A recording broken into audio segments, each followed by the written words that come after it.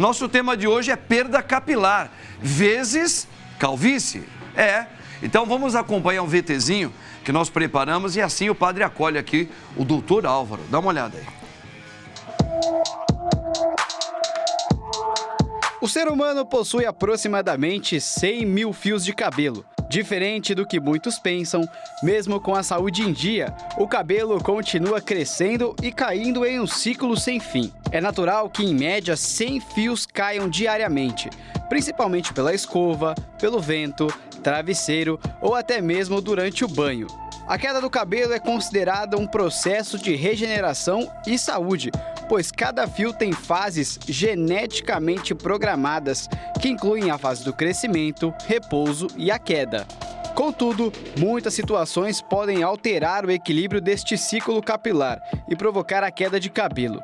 Ele acontece quando o fio se desprende do couro cabeludo ainda com bulbo e pode estar ligado a vários fatores, sendo mais frequente estresse, distúrbios hormonais e deficiência de vitaminas e também minerais.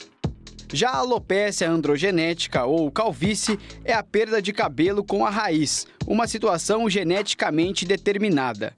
Esta é uma condição que afeta mais os homens, pois está diretamente associada à presença dos hormônios sexuais masculinos, como a testosterona. As mulheres também produzem este hormônio, mas em quantidade bem pequena. Por isso, nelas o caso de calvície são mais raros e quando ocorrem, a perda é menos drástica. Uma das alternativas que existem é o implante capilar, um procedimento estético em que são implantados fios artificiais em locais que não há cabelo.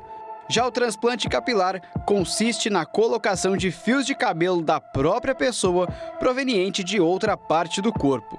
Acompanhe agora o nosso bate-papo e saiba tudo sobre este assunto. Muito bem, minha gente, olha aí, olha só. Nós estamos vivendo uma era onde homens e mulheres estão vivendo talvez o ápice do culto à beleza. Hoje os homens querem ficar bonitos mais do que eram, as mulheres mais ainda. Então a gente sabe que essa moldura, carinhosamente muita gente chama de moldura, os cabelos, a moldura do rosto. Então isso é motivo que pode mexer com a autoestima de alguém, não é? Começar a ter problemas com quedas de cabelo, ficar calvo, ficar careca. Alguns trabalham bem isso, tá? Outras pessoas não, principalmente as mulheres, hein? Por isso eu tenho a alegria de ter aqui para falarmos um pouquinho sobre essa questão do cabelo, tratamento, implante. Ele, doutor Álvaro Fortes, especialista em transplante capilar. Doutor Álvaro, muito boa tarde. Boa tarde, padre. Sua bênção. Deus abençoe. É uma grande alegria tê-lo aqui para a gente tratar um pouquinho sobre esse assunto. Doutor Álvaro, elegante. Tá vendo, gente? Mostra ele, doutor Álvaro, para o Brasil inteiro aí, ó. Tá vendo? Obrigado. É, isso aí. Doutor Álvaro, olha, esse aqui é um assunto, né, que realmente mexe aí com homens e mulheres de todas as idades. Talvez os mais jovens, assim, talvez, né? Mas acho que hoje pessoas de qualquer idade hoje também estão se arrumando bem, estão vaidosas. É a questão queda de cabelo. A gente estava vendo assim no VT que é comum todas as pessoas terem uma certa queda, que renova o fio do cabelo, né? Mas assim, não é normal quando se começa a ter uma queda muito grande. Normalmente, a questão da queda do cabelo, mais para os homens agora falando, e as mulheres também, ela está mais associada à parte da hereditariedade. Pode estar vindo de avô para pai, às vezes o pai é um homem que foi careca desde novinho, o avô também.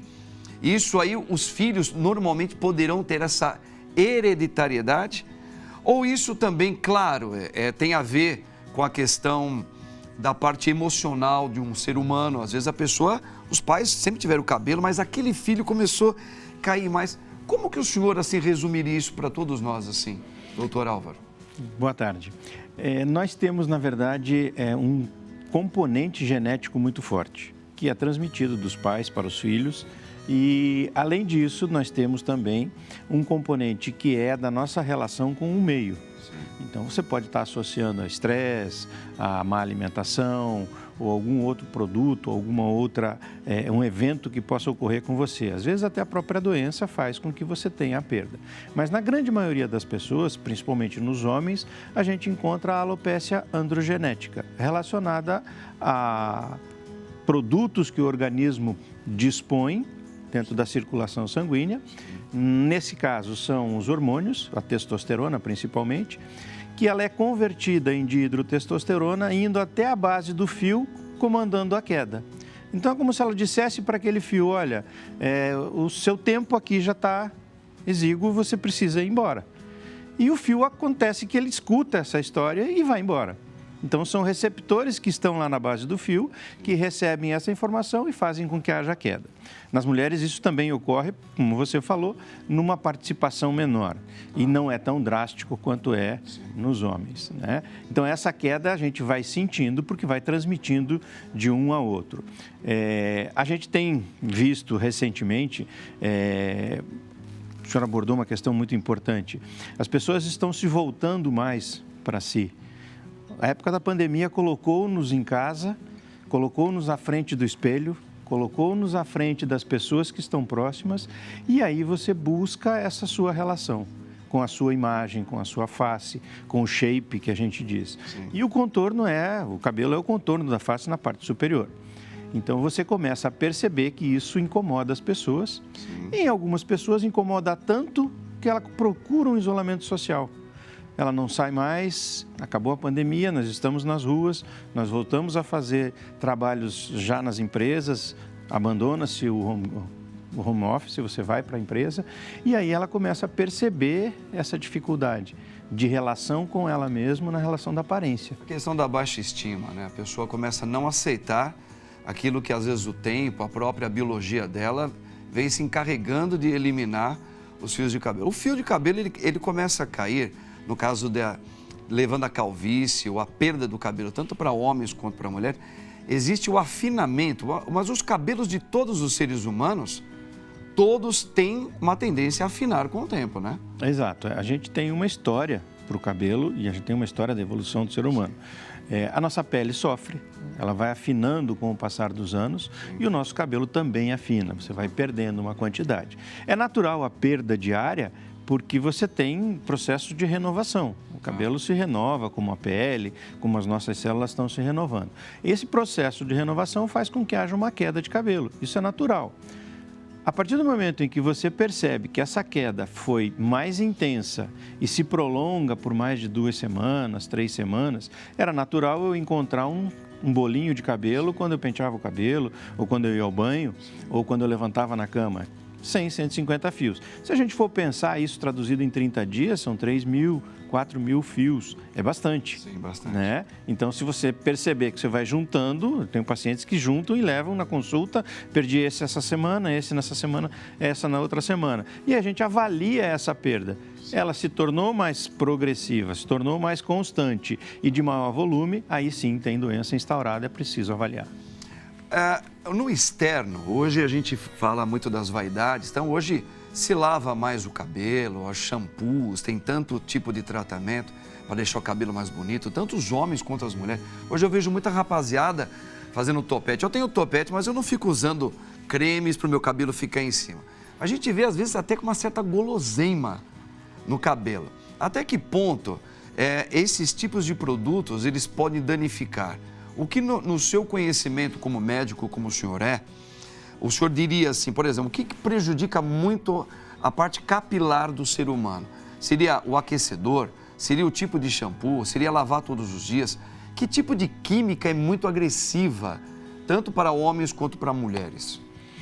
Nós temos aí alguns componentes que precisam ser avaliados. As pessoas que usam descolorir, tingir ou passar alguma tinta, se você trabalha só com o fio, Sim. É a haste do cabelo. Tá. Você vai danificar a haste do cabelo. A haste. Então, você tem fios quebradiços, fios mais fracos, ele é mais endurecido, não tem brilho. Isso é relacionado à haste do cabelo.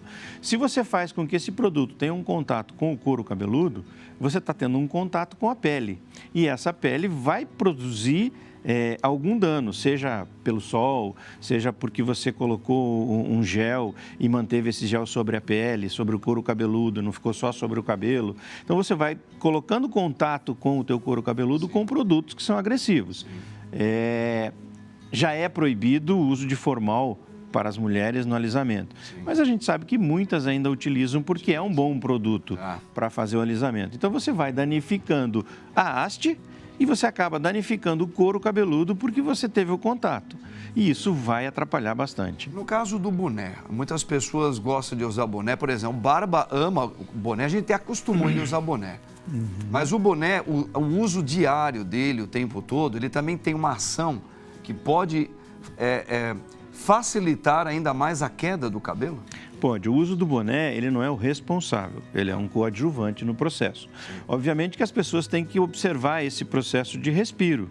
O couro cabeludo é uma pele, ele precisa ter ar, precisa ter contato. Se você abafa demais, você vai estar produzindo o crescimento de bactérias, fungos, algumas coisas que vão estar ali. Se você comprime demais, obviamente as pessoas de mais idade que nos estão assistindo, elas podem perceber que a lateral da perna perde o pelo. Verdade. Exatamente pelo trauma que a roupa pode causar. Sim. Da mesma maneira, o boné vai causar o trauma, quebra o fio e ele vai fazendo com que o fio fique mais fraco. Então, essa é uma relação que a gente precisa observar. O que é e como é realizado o transplante capilar? Agora, doutor, a gente fala de transplante capilar, a gente viu aqui no VT que são fios artificiais. Implante. Implante. Se ele é artificial, como que é feito isso? Todas as pessoas podem fazer implante, né? Mas olha, eu quero fazer. Tá, uma coisa é você querer, outra coisa é você poder. Não estou falando agora necessariamente da questão de custo. Falando se o organismo, a pessoa, todo mundo realmente pode. Fala, eu tenho careca, eu quero ter cabelo. Todos podem fazer? Como que é isso? Poderá ter que fazer um tratamento sempre, porque às vezes ele vai implantar. Tem que fazer uma manutenção. É para a vida toda? Conta um pouquinho para a gente. Vamos lá. É importante a gente delinear duas atividades diferentes. O implante capilar... É uma coisa. O implante capilar é algo que vai ser colocado. Vai ser colocado nessa área que não tem. Esse é o implante capilar. Então, é a atividade de colocar o cabelo, o implante capilar. Eu posso implantar fios de fora do paciente ou posso colocar fios do próprio paciente. Quando eu coloco fios do próprio paciente, eu chamo de transplante capilar. Eu retiro de uma área e levo para outra. De uma área para outra, Exato. do seu próprio corpo. Exato. Então, essa é a diferença. O implante, a gente tem aí algumas áreas, alguns locais que já realizam isso com muita maestria. Na ponta de um fio, você coloca uma bolinha de titânio e essa bolinha é colocada no local, no couro cabeludo. Como é titânio, tem uma dificuldade de rejeição e o paciente acaba ficando com fios que poderiam não ser, inclusive, deles, mas ele vai ter esse implante capilar. Então, o implante é uma coisa que vem de fora. Nesse caso do implante, fios que não são do próprio paciente. Aí a gente vai naquilo que hoje é mais comum de a gente verificar, de a gente visualizar e das pessoas procurarem, que é o transplante capilar. O transplante capilar nada mais é do que você fazer uma redistribuição de fios que você tem. Sejam eles oriundos de uma área na região posterior e lateral do couro cabeludo, que a gente chamaria de área doadora segura. Há poucos a gente estava falando sobre alguma mensagem que chega ao cabelo e faz com que ele vá afinando através dos hormônios. Nessa região lateral e parte posterior... São mais grossinhos normalmente. Exato, e nós não temos receptores que vão receber essa mensagem. Então, essa região não cai. É o que a gente vê nas pessoas como residual. Entendi. Né? O vovô que tem aquela coroa hipocrática que não tem cabelo e tem uma faixa de cabelo aqui nessa região. Então é dessa região que eu redistribuo. Eu trago daqui e vou colocar na região onde ele tem a calvície, seja ela na região frontal, no terço médio ou no vértex, né? Então esse transplante capilar é o que é mais procurado hoje. Esse transplante capilar começou, muita gente relacionava com o cabelo de boneca. Lembra que as pessoas falavam, eu quero fazer, mas eu não quero ficar com cabelo de boneca. Mas fica tudo separado, né? Exato. Tudo aberto. A tecnologia é tão benéfica para a gente e para todos que até a boneca hoje já não tem mais aquele aspecto. Sim. O fio é implantado de 1 a 1 para a boneca. Sim. Então saiu aquele aspecto que era um chumacinho implantado, o outro chumacinho. E foi assim que começou o transplante capilar. Você cortava e tirava e colocava tufos pequenos na área que precisava. Com o tempo, a gente foi aprimorando a técnica e diminuindo o tamanho do corte. Até hoje, a gente corta entre 0,6 milímetros e 8,5 milímetros. Então, eu vou para cada fio ou para cada unidade folicular, faço um corte circular e retiro a estrutura toda. A estrutura vai com o bulbo, com o bulge, que são as células pluripotenciais, vai com células de receptores para tato, para pressão, para dor, e eu transporto isso para uma região onde não tem fio. Então eu levo inclusive o receptor, sim, que se eu transplantar de uma área onde tem receptor para outro, o fio vai cair também, mas eu trago de uma área que não tem receptores. Então eu implanto e aquele cabelo vai permanecer lá agora a partir daquele momento. Entendi. Mas esse cabelo ele vai precisar de alguns cuidados particulares, porque ele foi transplantado.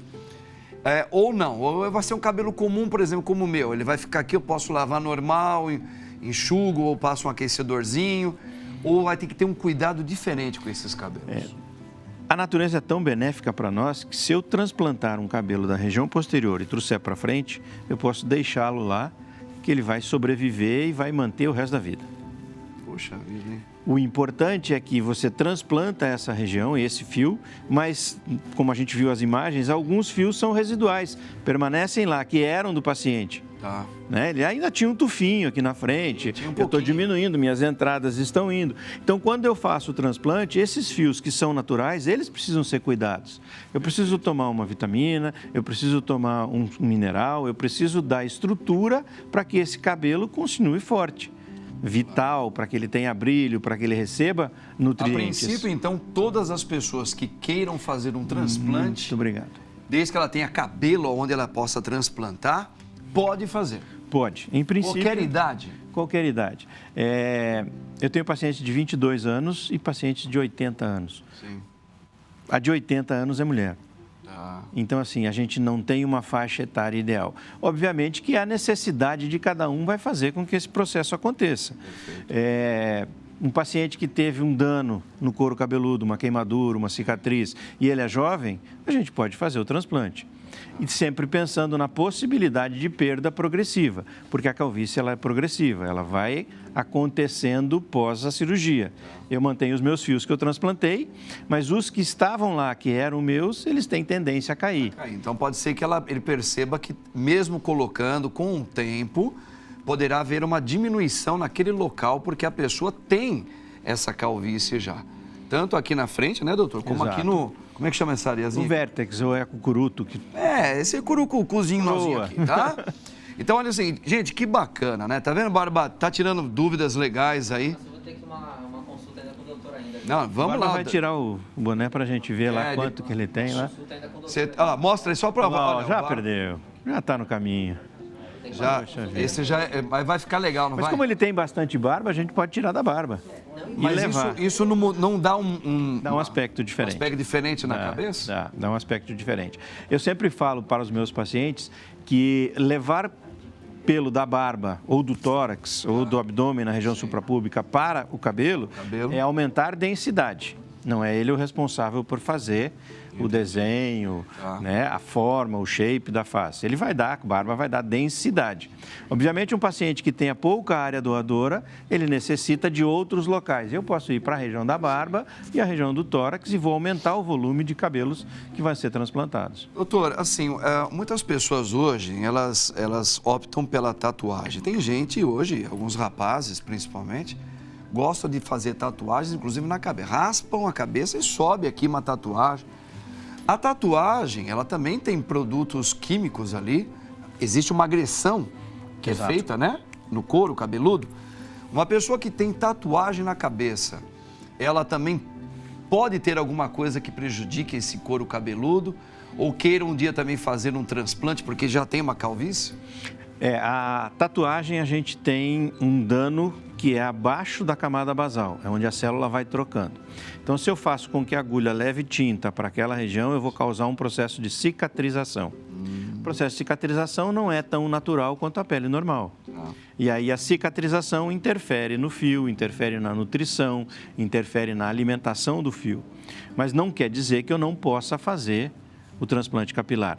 Que eu fiz uma tatuagem na região lateral de área doadora, não quer dizer que eu não vá precisar, não poder tirar dali. Eu posso tirar dali, mas eu corro o risco de ter fios que tenham menor nutrição, obviamente vão ser não tão bons quanto aqueles que são naturais. Doutor, para a gente manter, por exemplo, eu tenho cabelo, eu tenho aqui meu topete, para manter, eu sou um homem já de 50 anos de idade, tenho bastante cabelo, graças a Deus. Para manter, isso aí, porque minha família, meu pai tinha cabelo, né, enfim... Eu acho que isso daí, eu sei que tomar alguns cuidados que o senhor daria como... Essenciais. Essenciais. Para quem tem bastante cabelo e quer manter o cabelo. Tá vendo? Daniel mesmo aqui, já vou chamá-lo, ele tem um probleminha que ele vai fazer uma consulta com o senhor. 2 clientes para falar com o senhor aí. É sempre importante a gente ter cuidados. Obviamente, é na condição de lavagem, a gente comentou no início do programa, o senhor comentou, de que eu vou lavar mais ou vou lavar menos. Cada couro cabeludo tem uma característica, como cada pele tem uma característica. Mais oleosidade, menos oleosidade, eu produzo mais secreções ou menos, mais sudorese ou menos. Isso precisa ser balanceado. E aí você tem que usar produtos que sejam ideais para esse balanceio. Esse tipo de cabelo. Né? Eu tenho meu cabelo muito seco e eu vou usar um shampoo que me deixe mais seco ainda. Aí eu vou estar quebradiço, eu vou estar danificando. Aí eu tenho meu couro é extremamente oleoso e eu vou usar um produto que é para cabelo oleoso. Ele vai produzir mais. Tem que ter essa equação aí. Doutor Álvaro, muito obrigado. O senhor realmente, assim, é muito gostoso falar sobre essa questão que mexe com a vaidade humana. Autoestima. O senhor aí, autoestima. Eu agradeço muito. Espero que a gente possa voltar aqui com o senhor.